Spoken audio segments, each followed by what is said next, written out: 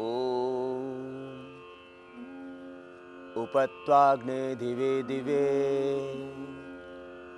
दोषावस्तर्धिया वयं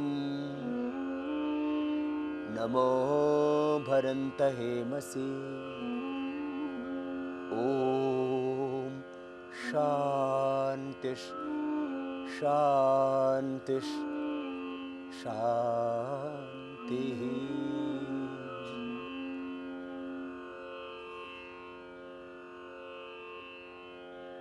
कस्त्वायुनक्ति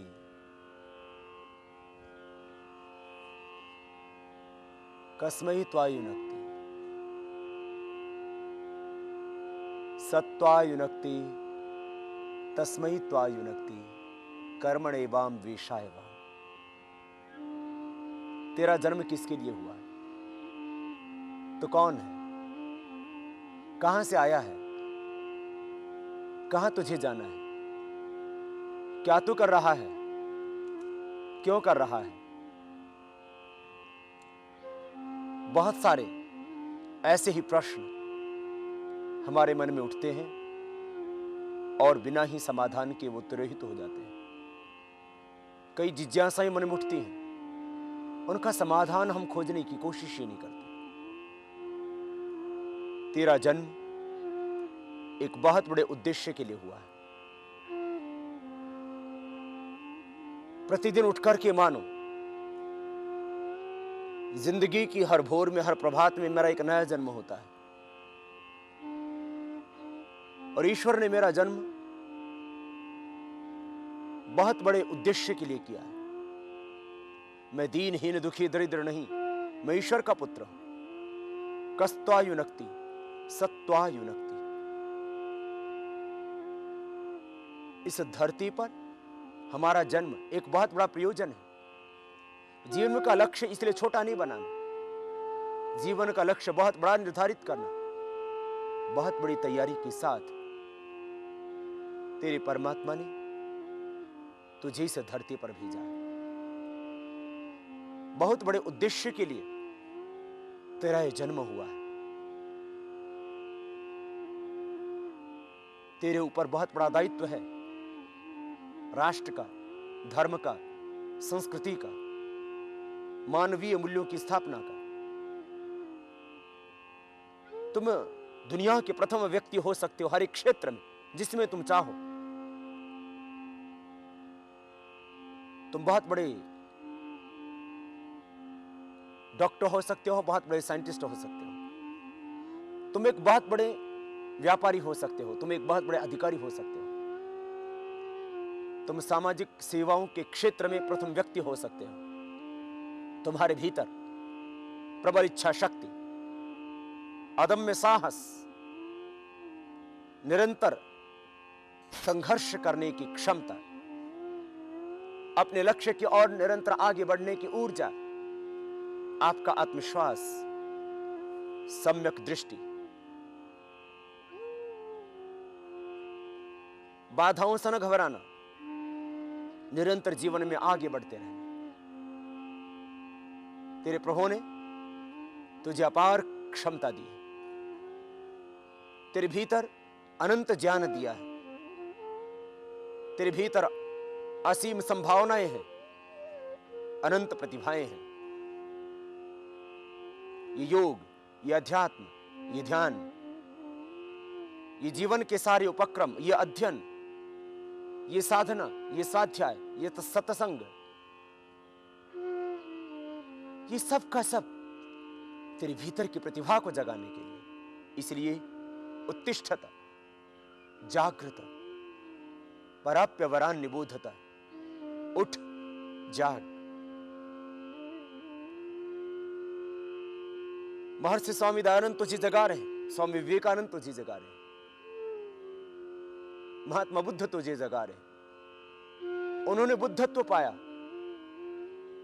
और बुद्धि को पाकर के, प्रखर प्रज्ञा के शिखर को पाकर के सोईवी असंख्य कोटि आत्माओं को जगा दिया। तुझे जगाने के लिए देव पुरुष आते हैं, तुझे जगाने के लिए ही महापुरुष आते हैं। तुझे जगाने के लिए अवतारी पुरुष आते हैं, तो उठ और जाग, अपने आप को पहचान, अपने लक्ष्य को पहचान, तो आगे बढ़। उत्तिष्ठत जागृत, जो तुझे प्राप्त करना है वो प्राप्त कर। तो निराशा में मत डूबा रहे, तू हताश ना हो। हर गिरने वाला व्यक्ति एक दिन उठना सीख जाता है। जो आज लड़खड़ा रहा है, कल वो संभल के चलने लग जाता है, बशर्ते वह हिम्मत ना हारे। हर हारने वाला व्यक्ति, इतिहास इस बात का साक्षी है कि वो विजयी हुआ। पराजय विजय के लिए है, हार तेरी जीत के लिए है, दुख सुख के लिए है, ये प्रतिकूलताएं अनुकूलताओं के लिए है, ये अवरोध दूर करने के लिए तेरा विरोध हो रहा है। इसलिए विरोध से न घबराना, बाधाओं से न घबराना। जिंदगी में कितनी ही प्रतिकूलताएं आए तो कभी भी हिम्मत न हारना। बस तो प्रभु से एक ही बात कहते रहना, प्रभु मुझ में ऐसी शक्ति दो, मुझ में ऐसी ऊर्जा दो, इतना साहस दो, इतना आत्मविश्वास, बल और पराक्रम दो प्रभु, जिस इन विरोधों के बीच में मैं अपने लक्ष्य की ओर आगे बढ़ सकूं। जिस उद्देश्य के लिए तूने मुझे जन्म दिया है, उस उद्देश्य को पूर्ण कर सकूं। बहुत से लोग भगवान के मंदिरों में जाते हैं, हारे थके लोग भगवान से एक ही प्रार्थना करते, प्रभु मेरे दुख हर ले, मेरी पीड़ा हर ले, मुझे ये दे दे, मुझे वो दे दे। तुम कभी भी भगवान के दरबार में जाकर के भीख नहीं मांगना। भगवान भिखारियों को नहीं, अधिकारियों को देते हैं। और जितनी तेरी पात्रता है, जितनी तेरी योग्यता है, उससे ज्यादा उस प्रभु ने तुझे दिया हुआ है। इसलिए याद रख, जिस ईश्वर के सामने, जिस भगवान के सामने, जिस परमात्मा के सामने तू ये मांग रहा है कि प्रभु मेरा दुख हर ले, जरा तू उनके जीवन को देख तो सही। तुम भगवान राम से मांगते हो कि प्रभु मेरे दुख हर लो। भगवान राम ने तो पूरा जीवन मुसीबतों में, प्रतिकूलताओं में, संघर्षों में जिया। वो कांटों की सेज पर नहीं खेले, वो फूलों की सेज पर नहीं खेले, उन्होंने जिंदगी भर कांटे झेले। याद रखो हमेशा, भगवान श्री राम संघर्ष के प्रतीक है, भगवान श्री राम स्वाभिमान के प्रतीक है।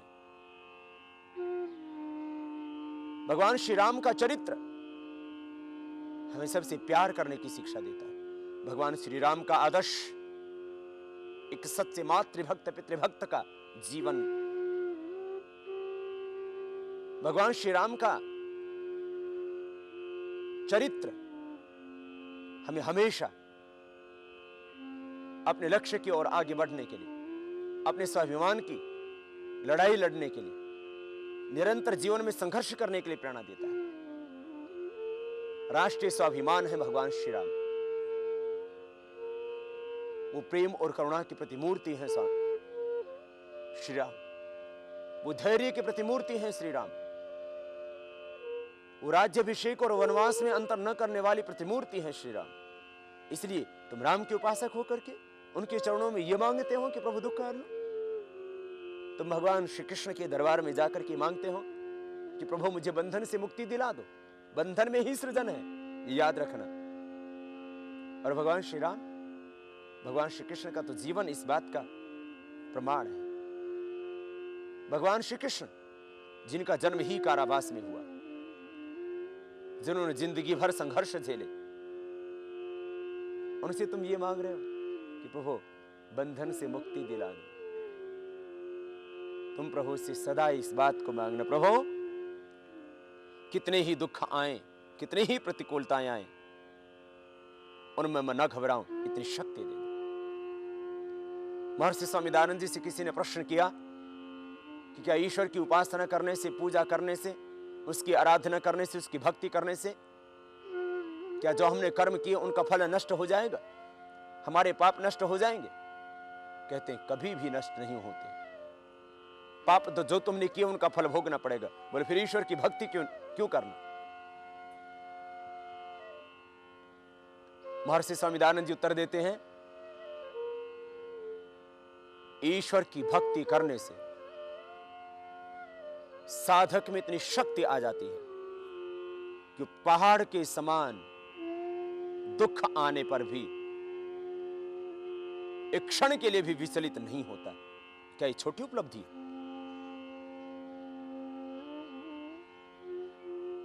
जिंदगी में तुम कभी भी हिम्मत नहीं हारना।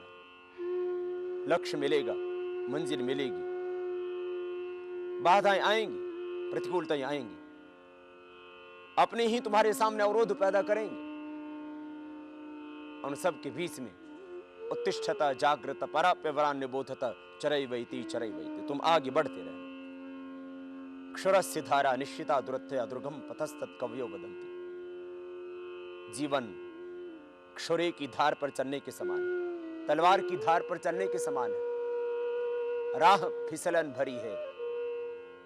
हर पल सजग रहना, हर पल जागरूक रहना। ऐसा ना हो कि राह में तुम कहीं भ्रमित हो जाओ। प्रलोभन आएंगे, उन प्रलोभनों में तुम्हें अपने दीन धर्म ईमान को नहीं बेचना। कितने ही प्रलोभन आए, कितने ही कोई लालच दे, अपने देश के साथ द्रोह न करना। तुम अपने धर्म और ईमान को न बेचना। हर पल सजग रहना। ये मन बहुत हुड़दंगा है, हर पल भटकता रहता है और न जाने कहां अटक जाता है। इसलिए संभल के चलना। जिंदगी भर की कमाई एक मिनट में गायब हो सकती है। वर्षों का तप एक क्षण में नष्ट हो सकता है। इसलिए जब तक दम में दम है तब तक तुम्हें बेदम भी नहीं होना। लेकिन याद रखना, खतरा हमेशा बना हुआ है। जागरूक रहना अपने मन के प्रति, अपनी इंद्रियों के प्रति, अपनी वाणी के प्रति, अपनी रसना के प्रति, अपनी वासना के प्रति।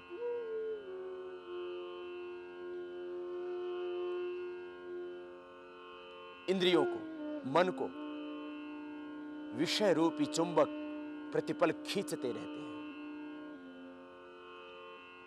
तुम कभी रूप के पीछे दीवाने पागल हो जाते हो, कभी रस और स्वाद के पीछे तुम पागल हो जाते हो, होश गंवा देते हो। और जब वासना उठी तो सब कुछ भुला देते हो। जब होश में आते हो तभी पछताते हो कि हाय मैंने ये सब क्या किया। इसलिए संभल के चलना, होश में रहना। हर समय खतरा बना हुआ है।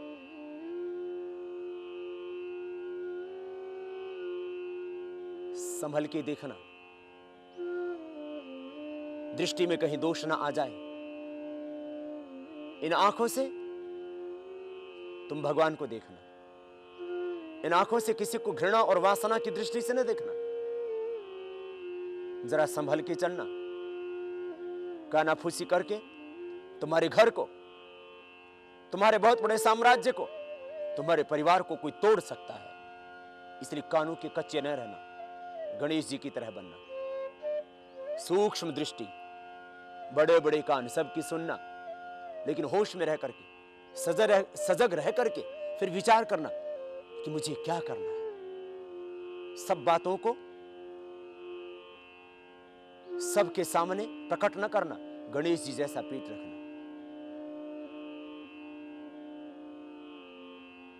तुम इतने भी कमजोर ना होना कि हर व्यक्ति हर पल तुम्हें दबाने की कोशिश करे। गणेश जी की तरह तुम दांत भी रखना, लेकिन वो खाने के नहीं, खाली दिखाने के। तो बाहर से कभी कभी ऐसा लगेगा कि तुम बड़े कठोर हो चुके हो, लेकिन महापुरुषों का एक ही लक्षण है, वो पत्थर से भी ज्यादा कठोर और फूल से भी ज्यादा कोमल होते हैं। हर पल जागरूक रहना, हर पल सजग रहना, हर पल होश में रहना, अपनी राह से विचलित नहीं होना। एक बात हमेशा याद रखना,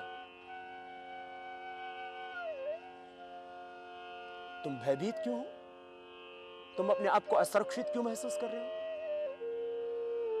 तुम अकेले क्यों महसूस कर रहे हो अपने आप? तुम ईश्वर के पुत्र हो, वो हर पल तुम्हारे साथ है। अपने पराये हो गए हो, जिनका जिंदगी भर हाथ पकड़ के रखा, चाहे उन्होंने साथ छोड़ दिया, जिनके लिए तुमने फूल बोए चाहे उन्होंने कांटे बोए हो। कई बार जीवन में ऐसे क्षण आते हैं जब तुम महसूस करते हो अब प्रभु के सिवा और कोई रक्षक नहीं। इसलिए याद रखना, तुम कभी भी अपने आप को अकेला महसूस नहीं करना, क्योंकि तुम अकेले हो ही नहीं। वो परम पिता परमेश्वर, उसका साथ हमेशा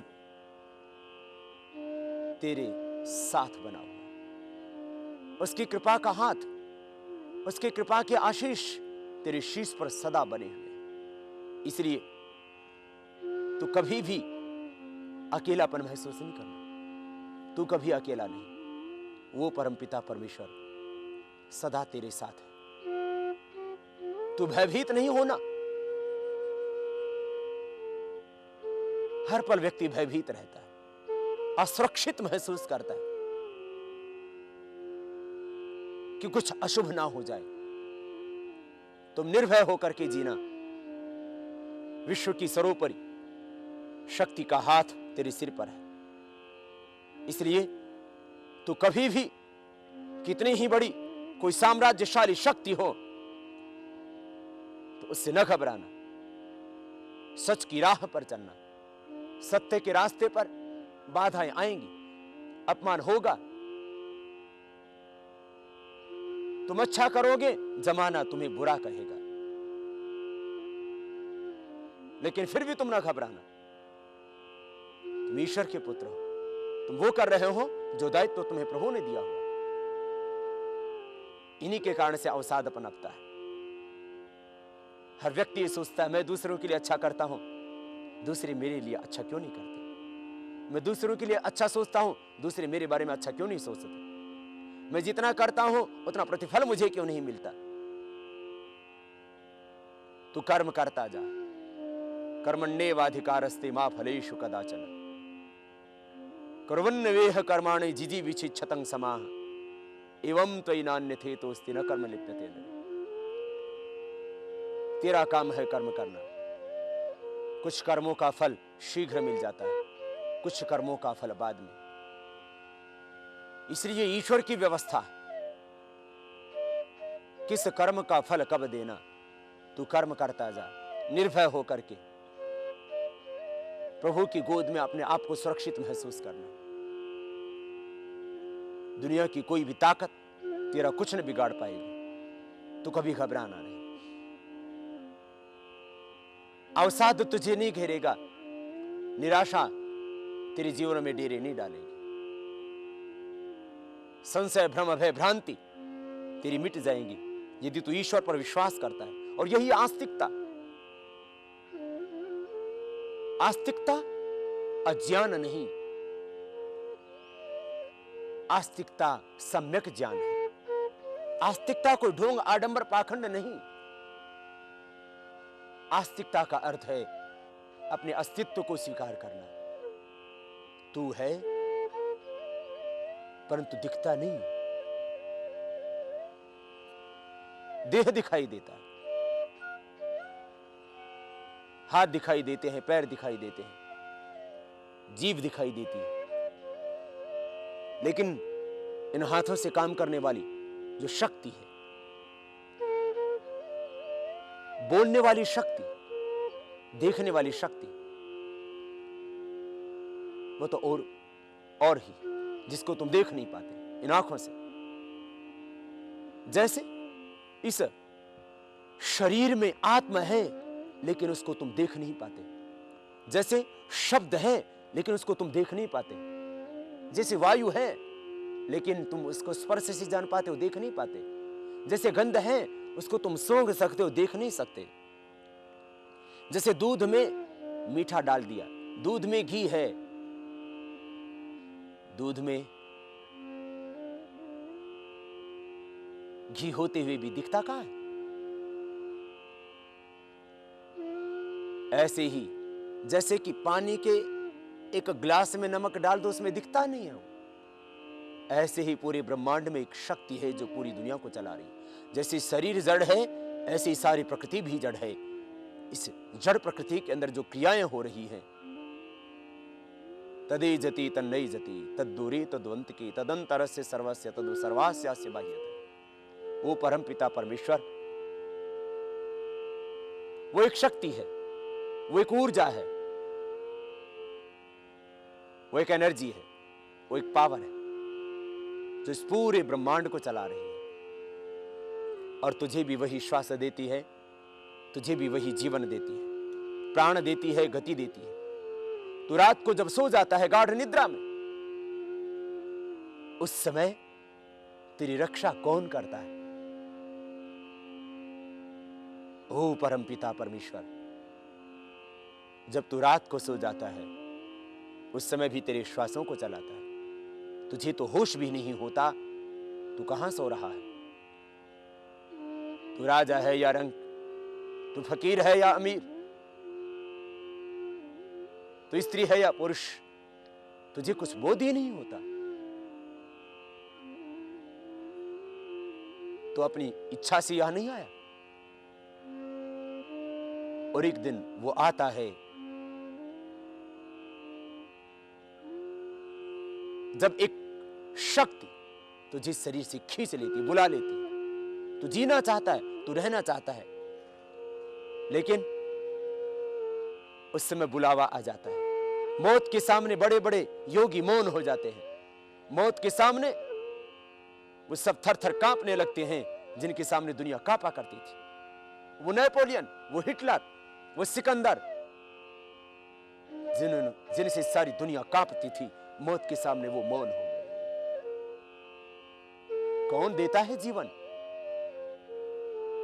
कौन देता है मृत्यु?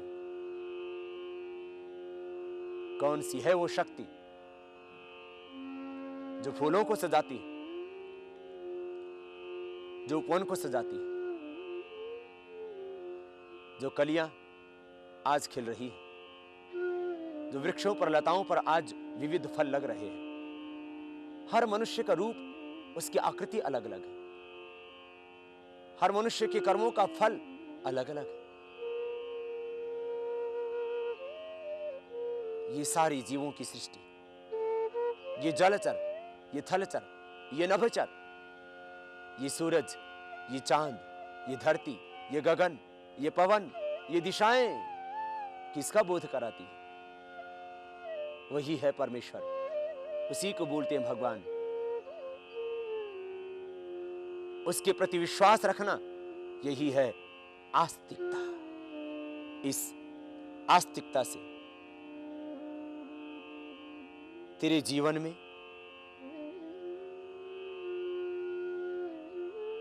एक समर्पण पैदा होगा। इस आस्तिकता से तेरे जीवन में निर्भयता पैदा होगी, अदम्य बल पैदा होगा।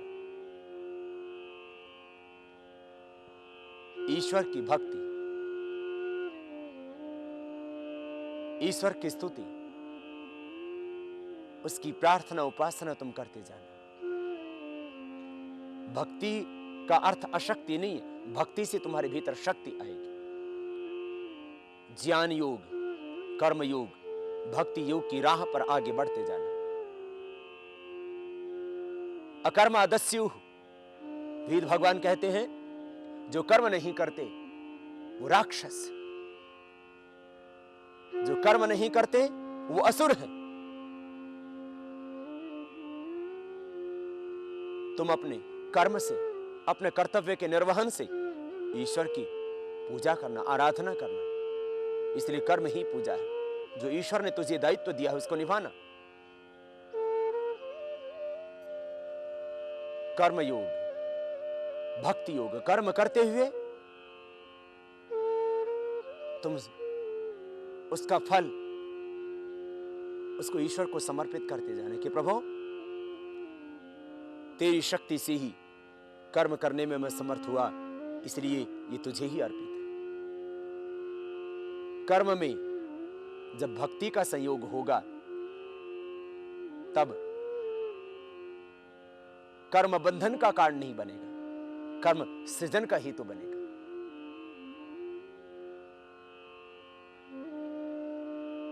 ज्ञान योग, कर्म योग, भक्ति योग, तीनों को समझना। क्या कर्तव्य है, क्या अकर्तव्य, क्या शुभ है, क्या अशुभ है, क्या धर्म है, क्या अधर्म है। जीवन की राह को प्रकाशमान बनाना। तुम ज्ञानी भी बनना, तुम शिल्पी भी बनना, तुम भक्त भी बनना। ज्ञान योग, कर्म योग, भक्ति योग, इन तीनों का समन्वय जीवन में रखना। नहीं जाने न सदृशम पवित्रम यह विद्यते तत्स्वयं योग संसिद्ध कालेन आत्मनि विन्दति। ज्ञान के बिना भक्ति अंधी हो जाती है, वहां अंधविश्वास पनपता है, वह पाखंड पनपता है, वो भक्ति एक आडंबर बन जाती है यदि ज्ञान न हो। इसलिए भक्ति करना विवेक के साथ। उपासना की, आराधना की, भक्ति आंख है, श्रद्धा उसका हृदय।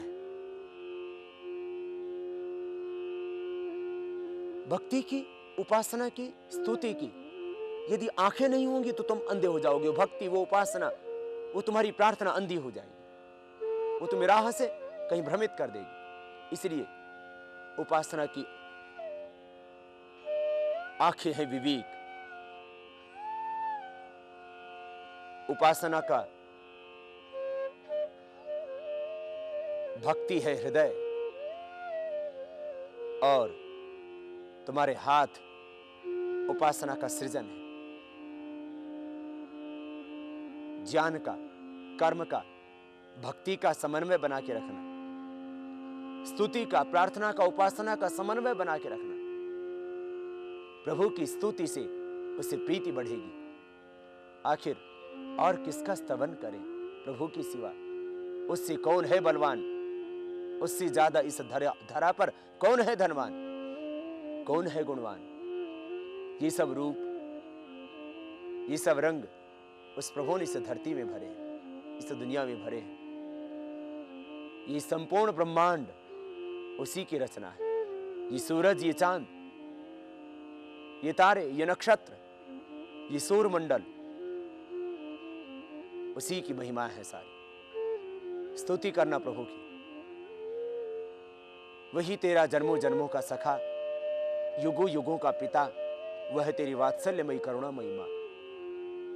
मां के गर्भ में जिसने तुझे घड़ा, मां के हाथ तो बाहर थे, भीतर कोई घड़ उड़ रहा था। उसी का नाम तो है परमात्मा। उसकी भक्ति कर। भक्ति से शक्ति, भक्ति से ईश्वर से प्रीति प्रगाढ़ हो जाएगी। प्रभु के चरणों में प्रार्थना करना। प्रार्थना से निरभिमानिता, निरहंकारिता आएगी जीवन में। यह अहम मिट जाएगा, अहम तिरोहित हो जाएगा। क्या है तेरा? ये तन, ये मन, ये रूप, ये यौवन, ये धन, ये वैभव, ये पूरा जीवन उस भगवान का दिया हुआ। इसलिए तुम हमेशा झुके रहना प्रभु के चरणों में। प्रार्थना से निरहंकारिता आएगी। तुम्हारे जीवन में आखिर दुख किस बात का है? दुख उपजता है अहंकार से। ईगो की लड़ाई ही तो चल रही है घर में, परिवार में, समाज में, राष्ट्र में, विश्व में। अहम के कारण से दुख है। अहम के कारण से प्रतिशोध पनपता है, अहम के कारण से विचारों में वैमनस्य आता है, वैमनस्यता। ये दुख, ये बिछोह, ये विरोध, वियोग, ये सब क्या है? तुम्हारा अहंकार तुम्हें लोभी बनाता है, क्योंकि तुम अपने से बड़ा दूसरे को देखना नहीं चाहते, इसलिए उससे बड़े होना चाहते हो तुम। अहंकार लोभ का कारण है, अहंकार ही ईर्ष्या द्वेष का कारण है, अहंकार ही प्रतिशोध का कारण है। अहंकार के कारण से आसक्ति आती है। तुम्हारा अहंकार, उसको पोषित करने के लिए ही तुम पाप करते हो, अपराध करते हो। अहंकार मिट गया, प्रतिशोध मिट गया, राग मिट गया, द्वेष मिट गया। वीतराग विषयम वा चित्तम। न तुम कोई आकांक्षा रखोगे, न कोई द्वेष। तुम हर पल रहोगे समर्पित प्रभु के प्रति। स्तुति, प्रार्थना और उपासना प्रभु के साथ में एकाकार होकर के जीना। तुम हर पल ये महसूस करना कि जो कुछ तुम कर रहे हो, उस काम को करने का दायित्व तो तुम्हें प्रभु ने दिया हुआ। तुम एक बालक को गोद में खिलाती हो, तुम एक माँ हो, तो ये मानना यही मेरे गोविंद है, यही मेरे गोपाल है, यही मेरे राम है, यही मेरे कन्हैया है, यही मेरे कृष्ण है। यदि तुम एक माँ हो तो माँ का दायित्व तो प्रभु ने तुम्हें दिया है। उसकी उपासना में जीना। तुम एक अधिकारी हो तो तुम हमेशा ही मानना मेरे ऊपर भी कोई सत्ता है जो हर पल मुझे निहार रही है, देख रही है। उससे भयभीत रहना, उससे डरना, वो बड़ा बलवान है। तुम दुनिया की आंखों में धूल झोंक सकते हो, तुम दुनिया को धोखा दे सकते हो, लेकिन तुम प्रभु को, भगवान को कभी धोखा नहीं दे सकते। तुम एक अधिकारी हो, अपने अधिकारों का दुरुपयोग नहीं करना। तुम एक व्यापारी हो तो दूसरों के साथ में धोखा नहीं करना। जो प्रभु ने तुम्हें दायित्व दिया है उसको निभाना, और उसको निभाते हुए प्रभु के साथ में जीना। हर पल मेरे साथ प्रभु की कृपा का हाथ है। मैं भगवान में हूं, भगवान मुझ में है। निरंतर भाव जीवन में बना रहे। एक क्षण के लिए भी अपने आप को भगवान से तुम अलग महसूस नहीं करना। उठते बैठते, सोते जागते, खाते पीते, तुम हर पल प्रभु में रहना। मैं जो भी देख रहा हूं मेरे ही भगवान का स्वरूप है। तुम किसी दुखी को देखो तो तुम्हारी आंखों में करुणा के आंसू होने चाहिए। जब तुम किसी के दर्द को देखो, किसी की पीड़ा को देखो, तो तुम्हारे हृदय में करुणा उमड़नी चाहिए। भगवान कहीं मंदिरों में नहीं रहते, वो मठों में, वो मस्जिदों में, वो गिरजाघरों में नहीं रहते। वो तो दुखी में रहते हैं, तुम्हारी परीक्षा लेने के लिए आते हैं। इसलिए भारत की संस्कृति में कहा है, न जाने किस रूप में नारायण मिल जाए। तुम कुत्ते को भी डंडे से नहीं मारना, तुम किसी गरीब को, किसी भिखारी को भी नहीं दुत्कारना, तुम किसी अपाहिज से घृणा नहीं करना। वो कोढ़ी के रूप में भी भगवान है, वो भिक्षुक के रूप में भी भगवान है।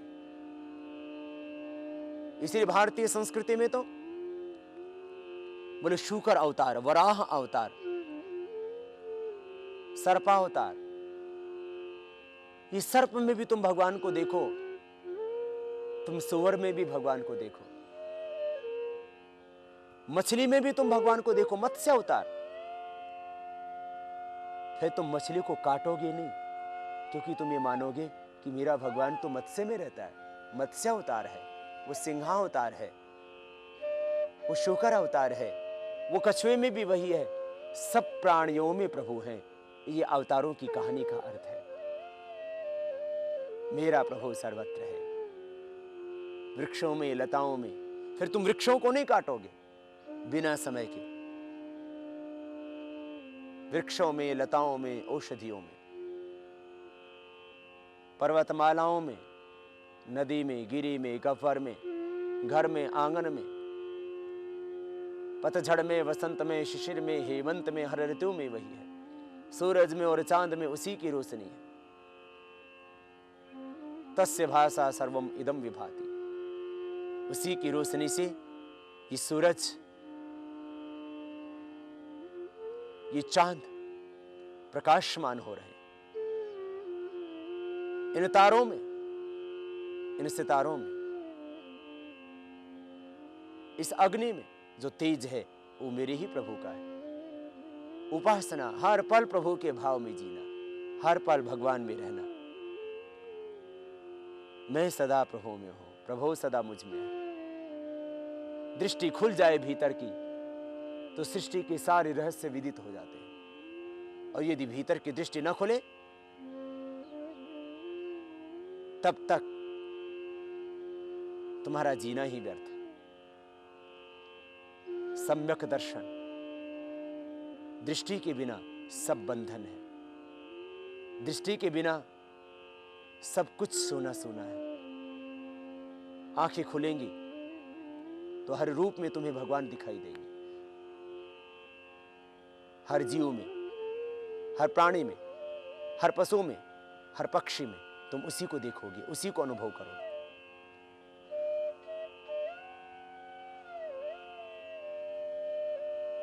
आंखों से उसी को देखना। जो कुछ ग्रहण करो उसको भगवान का प्रसाद रूप मानना कि मैं अपने भगवान को भोग लगा रहा हूं। अन्न खाने से पहले भगवान का धन्यवाद करना। प्रभु तेरा लाख लाख शुक्रिया, तेरी कृपा से जीवन मिला, ये भोग मिले, ये अन्न मिला, तेरा बहुत बहुत धन्यवाद प्रभु। जो कुछ ग्रहण करो सब भगवान का प्रसाद रूप है। जो कुछ कर्म करो सब भगवान की पूजा रूप है। हर पल आस्तिकता के साथ में जीना, हर पल श्रद्धा के साथ में जीना। जीवन एक उत्सव है, बस दृष्टि मिल जाए। इसलिए दर्शन संतों के करने के लिए जाते थे। बोले संतों के दर्शन करने से पुण्य मिलता है, सिद्धों के दर्शन करने से पुण्य मिलता है, योगियों के दर्शन करने से पुण्य मिलता है। वो दर्शन क्या है? वो दृष्टि, वो विवेक, वो चेतना, वो ज्ञान का स्तर जिसमें संत महापुरुष जीते हैं। वही चेतना, वही ज्ञान का स्तर तुम्हारा हो जाए तो ये सारे ही बंधन कट जाए। बिना दृष्टि के सब कुछ बंधन है, और दृष्टि मिल गई तो तुम जीवन मुक्त हो गए, तुम अनासक्त हो गए, तुम स्थितप्रज्ञ हो गए। और ये सच है, ये सत्य है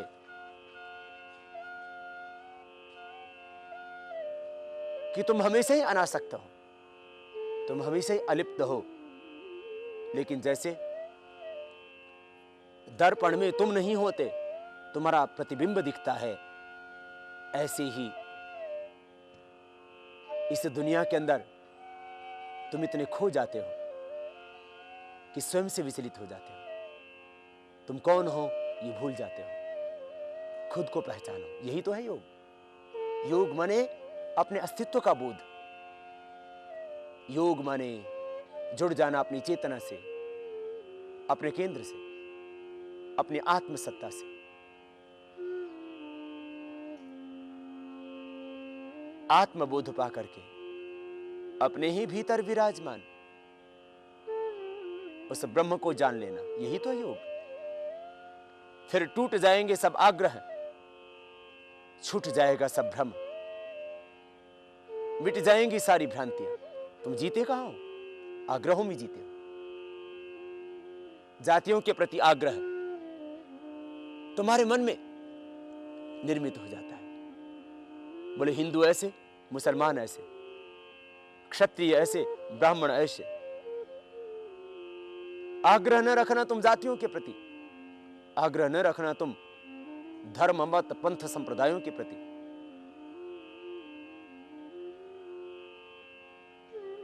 तुम पुस्तकों से परे धर्म को देखना। प्रत्यक्ष अनुमान आगम प्रमाणानि विपर्यो मिथ्या जानम अवतद्रोप प्रतिष्ठम। शब्द ज्ञानानुपाति वस्तु शून्य विकल्प अनुभूत विषय संप्रमोस स्मृति अभाव प्रत्यालंबन वृत्ति निद्रा। क्षिप्त मूड विक्षिप्त इन चित्त की अवस्थाओं से तुम ऊपर उठना। कभी मन में सत्व गुण होता है, कभी रजोगुण होता है, कभी तमोगुण होता है। तुम गुणातीत होना, तुम आत्मस्थ होना, तुम आग्रहों से ऊपर उठ जाना। आग्रह टूटेंगे, बंधन छूटेंगे, तब तुम्हें सत्य बोध होगा, अन्यथा तो तुम भ्रमित होते रहोगे। योग माने अस्तित्व का बोध। जो तुम खुद को जान लोगे और स्वयं की शक्तियों को जगा लोगे, तब व्याधियां भी मिटती हैं, समाधि भी लगती है। हमने जीवन के केंद्र बाहर बना लिए, यही तो है भोग। योग और भोग में आखिर अंतर क्या है? यही तो है। काम उठा, हम कामी हो जाते हैं। जरा पूछना उन लोगों से जो अभी क्रोध कर रहे हैं। तुम उनसे यदि कहते हो भाई क्रोध ना करो, तो तुमसे एक ही जवाब देंगे वो, बोले क्रोध कौन कर रहा है? जब तुम क्रोध में उठते हो तब क्रोध में पागल हो जाते हो। जब तुम्हारे भीतर लोभ होता है, लोभ है पापस्य कारणम, तब तुम अपना धर्म ईमान सब कुछ बीच डालते हो, राष्ट्र के साथ में धोखा कर देते हो, तुम भगवान को भुला देते हो, मानवीय मूल्यों को, परंपराओं को, मर्यादाओं को, नैतिकता को, सबको तोड़ देते हो। तुम्हारी आत्मा उस समय मर जाती है जब तुम लोभ में चले जाते हो। लोभ, ये काम, जब काम उठा तब आदमी दरिंदा हो गया। अपनी बहू के साथ में, अपनी ही बेटी के साथ में उसने मुंह काला कर लिया। जैसे तेरी बेटी होती है और उसकी इज्जत तुझे प्यारी होती है, ऐसे ही तो जिस बेटी के साथ में तूने मुंह काला किया, वो भी तो किसी की बहन होगी, वो भी तो किसी की बेटी होगी, वो भी तो किसी की मां होगी। काम उठा तो व्यक्ति पागल हो गया, बह गया, उसने सोचा भी नहीं तू क्या कर रहा है। एक क्षण की अजागरूकता तुम्हें बहुत नीचे गिरा सकती है। इसलिए यही तो भोग है। काम उठा, तुम काम में बह गए। क्रोध उठा, तुम प्रतिशोध में, क्रोध की ज्वालाओं में इतने धधक उठे कि सब कुछ विस्मृत कर दिया और तुमने किसी की हत्या ही कर डाली। बाद में सोचा हाय मैंने क्या किया, अपराध क्या है? एक क्षण की अजागरूकता, एक क्षण के लिए होश खोया, धैर्य खोया, बस अपराध हो गया। क्रोध उठा, बोध मिटा, अपराध हो गया। तुमने किसी का खून कर दिया, जरा होश में रहना। तुम ईश्वर के पुत्र हो, क्यों अपने भाइयों का खून बहा रहे हो? क्रोध उठा, क्रोधी हो गए, लोभ उठा, लोभी हो गए, मोह उठा, मोही हो गए। जो मन में उठा उधर ही तुम बह गए और आखिर उधर ही तो बहा जा रहा है। इसलिए महर्षि पतंजलि कहते हैं मन से पार जाकर के शुरू होता है योग। योग चित्त वृत्ति निरोध, सतत अभ्यास करना, विवेक में ठहरना। अभ्यास वैराग्याभ्याम तन निरोध। वैराग्य माने पलायन नहीं, पलायनवादी संस्कृति का नाम धर्म अध्यात्म नहीं। वैराग्य माने विवेक की पराकाष्ठा, ज्ञानस्य पराकाष्ठा वैराग्य। सतत जागरूक रहना, विवेक की आंखें खुली रखना, भोग में नहीं जीना, तुम योग में रहना, फिर तुम्हें बोध होगा योग क्या है। योग भागने का नाम नहीं, जागने का नाम। घर परिवार छोड़कर जंगल की राह ले लेना, गुफाओं में तप करना, ये योगत्व नहीं, ये तो पलायनवादिता है, ये तो तुम्हारी कमजोरी, ये तो कोई जन्म जन्मांतरों के पुण्य प्रताप होते हैं किसी के, कि वो जन्म से ही सन्यासी पैदा होते हैं। जन्म औषध मंत्र तपह समाधि जहां सिद्ध है। कुछ ऐसे व्यक्ति होते हैं जो जन्म से ही सिद्ध होते हैं, पूर्व जन्म के संस्कारों से, पूर्व जन्म की साधना से। योग नाम भागने का नहीं, योग नाम जागने का है। फिर तुम्हें बोध होगा धर्म का, फिर तुम्हें बोध होगा कर्तव्य का, फिर तुम्हें बोध होगा कर्म का, फिर तुम्हें बोध होगा संसार क्या है। ईशावास्यमिदं सर्वम यत्किंच जगत्याम जगत, ये जगत क्या है? तो भगवान कहते हैं ईशावास्यमिदं सर्वम। यजुर्वेद की 40वें अध्याय में, ईशोपनिषद में ईश्वर अपनी महिमा स्वयं बताते हैं। तो देख तो सही, मैं कण कण में ओतप्रोत हूं, तेरे भी बाहर भीतर मैं ही हूं।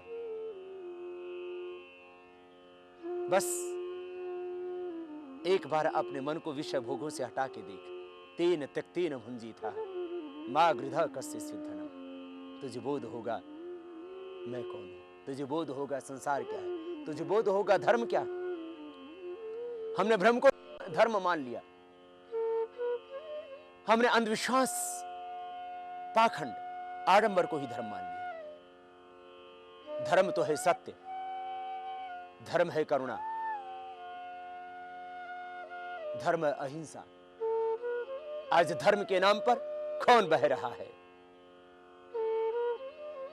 धर्म के नाम पर जिहाद हो रहा है, धर्म के नाम पर उग्रवाद हो रहा है।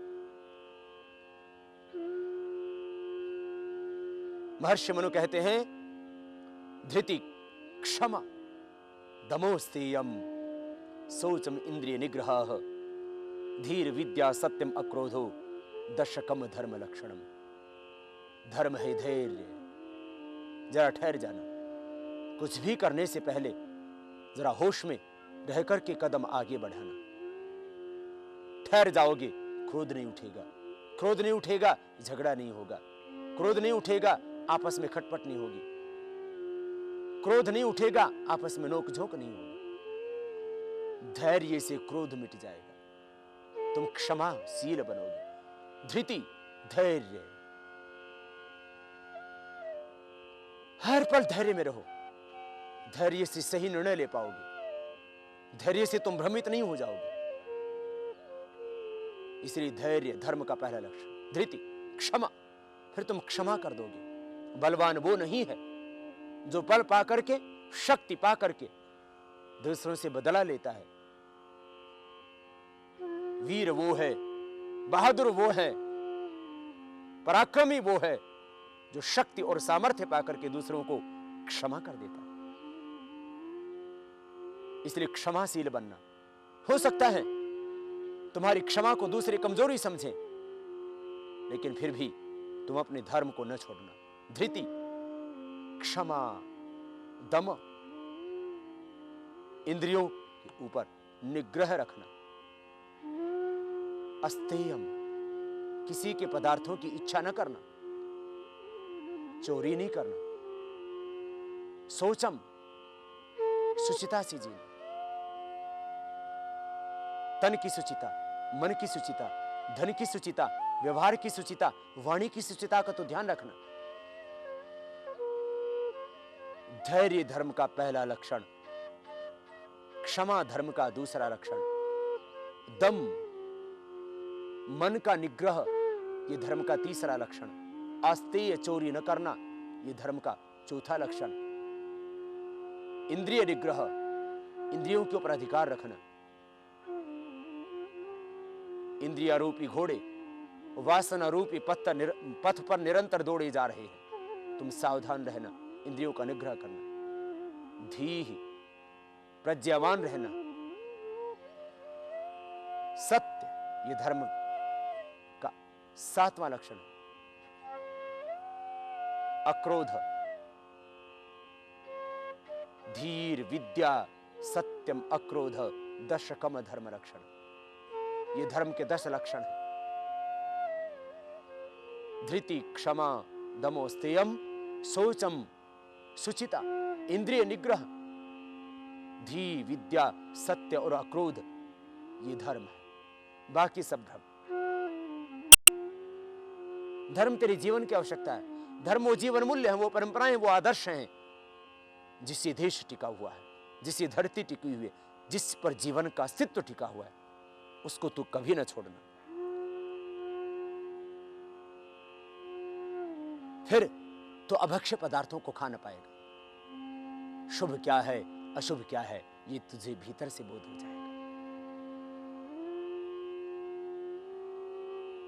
धर्म से जब तू धैर्यवान हो जाएगा, योग से जब तू अपने अस्तित्व से चेतना से जुड़ जाएगा, तब तू मांस खा ही नहीं सकेगा। तेरी चेतना, तेरी कॉन्शियस उसको अलाउ ही नहीं करेगी।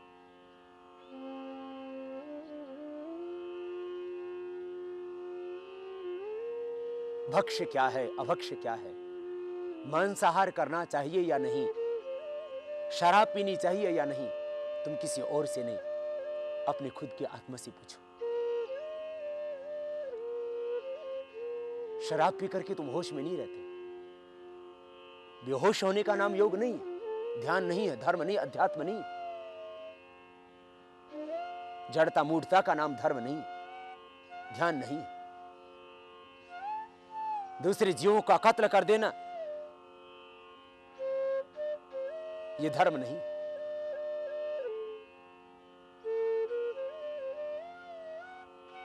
जब तुम सहज हो जाओगे, अपने अस्तित्व से चेतना से जुड़ जाओगे, तब तुम्हें बोध होगा कि नहीं, मैं किसी प्राणी को मारूं नहीं, मैं किसी की हत्या नहीं करूं। जब तुम किसी जीव को पैदा नहीं कर सकते तो तुम्हें हत्या करने का अधिकार किसने दिया?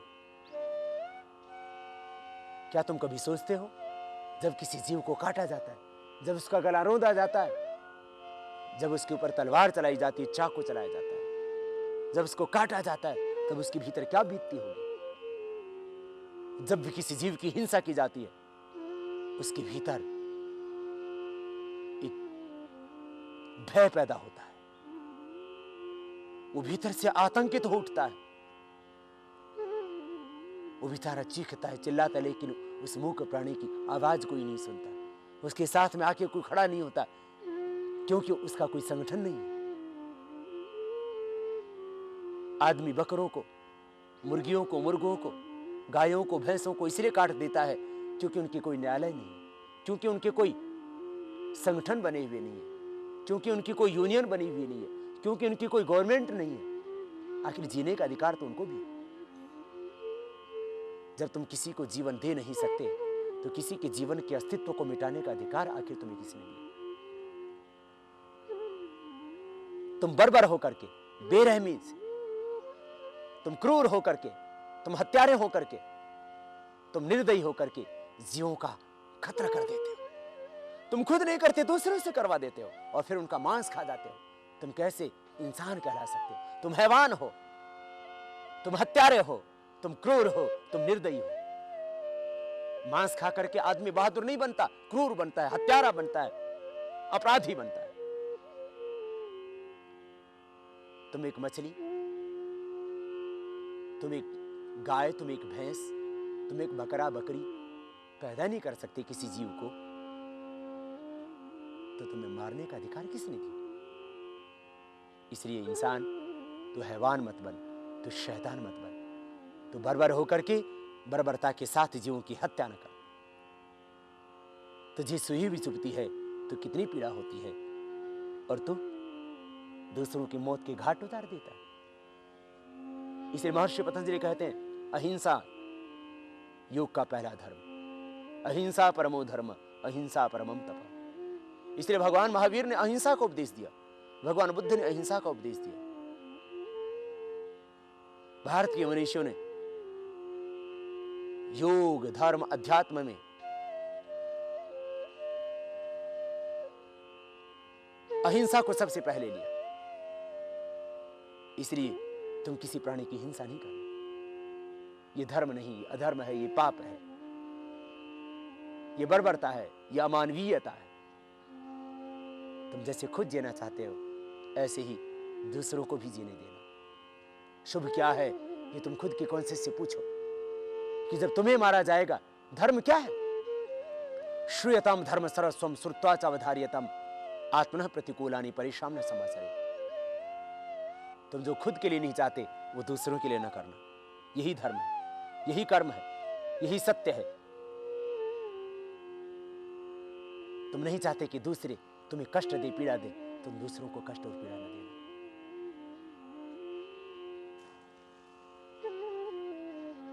तुम शराब की प्यालियों को मुंह से न लगा पाओगे, तुम क्योंकि सोचोगे यदि तुम शराब की प्याली मुंह से लगाते हो तो उसको तुम्हारे बच्चे देख रहे हैं।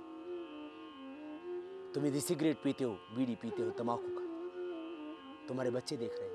तुम बच्चों के हत्यारे हो जाते हो यदि तुम सिगरेट पीते हो, बीड़ी पीते हो, यदि तुम शराब पीते हो तो तुम एक बाप नहीं कहलाते, तुम एक क्रूर हो जाते हो।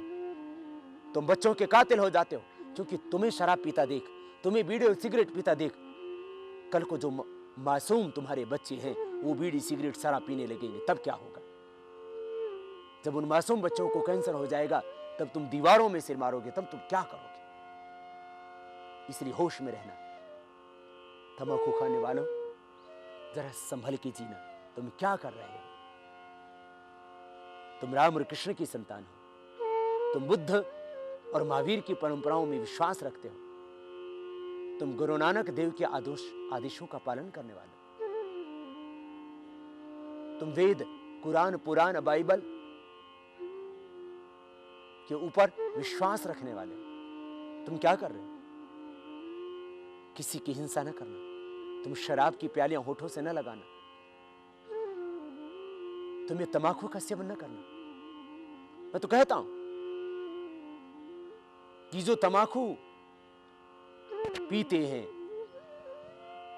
खाते हैं, जो शराब पीते हैं, पिलाते हैं, उनके व्यापार चलाते हैं, वो राष्ट्रद्रोही हैं, वो मौत के सौदागर हैं, क्योंकि उनके इस व्यापार से दूसरों को जिंदगी नहीं मौत मिलती है। इसलिए होश में रहना। तुम कुछ भी करने से पहले जरा सोच लेना, एक बार खुद की अपनी आत्मा से पूछ लेना, तुम्हें खुद पता लग जाएगा धर्म क्या है, शुभ क्या है। शुभ का केंद्र बाहर नहीं तेरे भीतर है, तीर्थ कहीं बाहर नहीं तेरे भीतर है, परमात्मा भी तेरे बाहर नहीं तेरे ही भीतर है। सब कुछ तेरे भीतर है। तो अपने आप को पहचान, स्वयं को जान। जिस दिन तुम खुद को जान लोगे, तुम स्वयं को पहचान लोगे, उस दिन तुम्हें खुदा मिल जाएंगे, उस दिन तुम्हें भगवान मिल जाएंगे। अन्यथा यूं ही तुम इस दुनिया में भटकते रहोगे, कहीं जीवन में तुम्हें राह न मिलेगी। इसलिए आओ, उठो, जागो, स्वयं को पहचानो। शुभ तेरे भीतर है, धर्म तेरे भीतर है, सत्य तेरे भीतर है। तू ईश्वर का पुत्र है, कहाँ खो गया था? अब होश में आ, स्वयं को पहचान, अपने उस परमपिता परमेश्वर को पहचान। बहुत बड़े कार्य के लिए उसने तुझे मनुष्य का जन्म दिया था। तू कहाँ भटक गया, तू कहाँ अटक गया? खुद जागो, औरों को जगा दो, आत्म चेतना जगा दो, राष्ट्र चेतना जगा दो, आत्म धर्म जगा दो। तुम अपने ही धर्म में जियो। तुम्हारा धर्म है करुणा, तुम्हारा धर्म है प्रेम। फिर राष्ट्र धर्म को जगा दो, देश के प्रति जो तुम्हारे दायित्व हैं उनको पूरा करो। भारत की सोई हुई आत्मा जगाओ, अपनी सोई हुई आत्मा जगाओ। उत्तिष्ठत जागृत पराप्य वरान निबोधत। हम जागेंगे तब राष्ट्र की आत्मा जागेगी। हम आत्मदेव की आराधना करेंगे, हम राष्ट्रदेव की आराधना करेंगे, तभी ये जीवन सार्थक होगा, सफल होगा। अन्यथा भगवान का ये जीवन देना, ये जन्म देना व्यर्थ हो जाएगा। अब ये जीवन व्यर्थ न जाना पाए। आओ, होश में रहो, सजग रहो, खुद को पहचानो, स्वयं को जानो। तेरे ही भीतर परमात्मा है। ध्यान से, योग से वो तुझे ही भीतर से मिलेगा।